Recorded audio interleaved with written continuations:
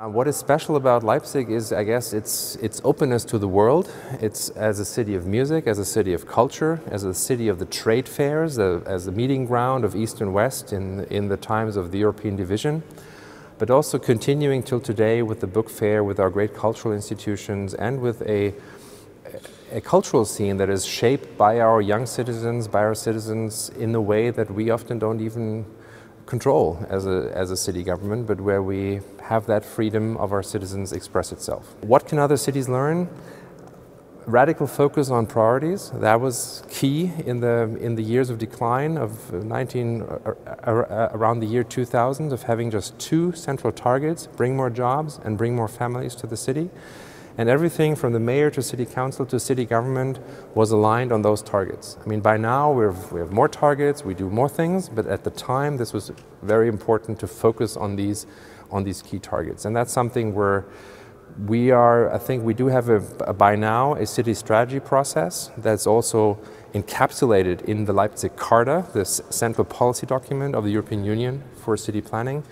So we feel that we can contribute to the European and to the transatlantic community of cities in that sense.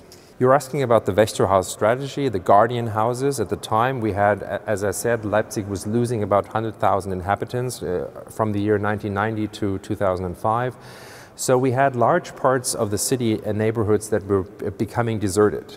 So the question for us was how to, with very limited resources, with very limited investment funds, how can we maintain those neighborhoods as vibrant? How can we maintain the signal that we're not abandoning these neighborhoods? And so there were two strategies, I believe, that were invented in Leipzig at the time. One was not to look at the neighborhood, but to look at the main thoroughfare, the Magistrale. Yeah?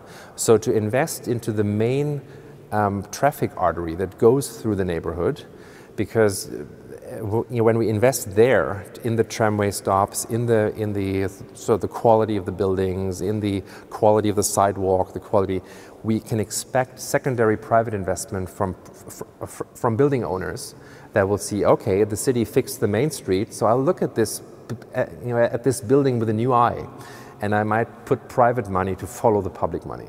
And the second strategy was the Guardian House, was to pick iconic buildings that were at the entry points, at squares and entry points to neighborhoods, and negotiate with the owners. Many of them would sit in West Germany not knowing what to do with the building, and negotiate with the owner a temporary lease agreement whereby the owner would concede to have students, artists, cafe operators, a gallery come into the building.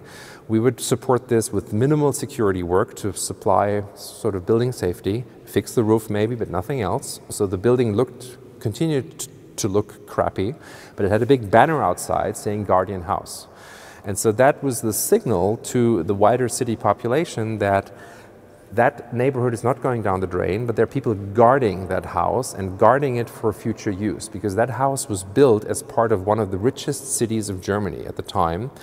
And now we're having the challenge, let's say, that many of these temporary lease agreements are running out because the owners are rediscovering that they own the place and they have a legal right to own and transform and rent and use the building. And of course that might mean that some of these temporary uses, the cafe, the gallery, the student housing, has to move out, has to find new spaces, but they are able to find these spaces in the places behind the Guardian House where the neighborhood is developing. And I think that's where sort of using visible signaling of presence, of usage in the cityscape. I think that if you could sum it up, that was the idea behind the Guardian House at the time.